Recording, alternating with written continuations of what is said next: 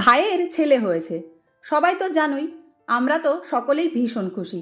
আমি বড় পিসিমণি তাই মোটামুটি সকাল থেকে দায়িত্ব নিয়ে নিয়েছি।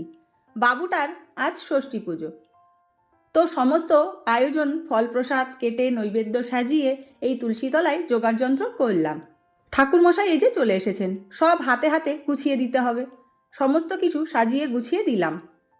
এই যে আমাদের রাজপুত্র মামনি বসে গেল পুজোতে। এবার কলাপাতা বিছিয়ে দেওয়া হলো, আমাদের রাজপুত্রকে শোয়ানো হবে। এগুলো আমাদের নিয়ম। বাবুটাকে কলাপাতায় শুইয়ে দেওয়া হয়েছে, দেখো কি সুন্দর তাকিয়ে সব কিছু দেখছিল। এবার আমি কোলে নিলাম। এটা আমার বড় পিসিমণি মালা দিল, আমরা তো আংটি দিয়েছি। এখন দেখো বাবা মায়ের কোলে। এই যে ছোট পিসিমণি এসে গেছে, প্রসাদ বিতরণ হবে এখন। তো পুজো পর্ব শেষ হয়ে গেল। এখন কারা কারা এলো, কি কি খাওয়া দাওয়া হলো, পরের পর্বে অবশ্যই দেখো কিন্তু।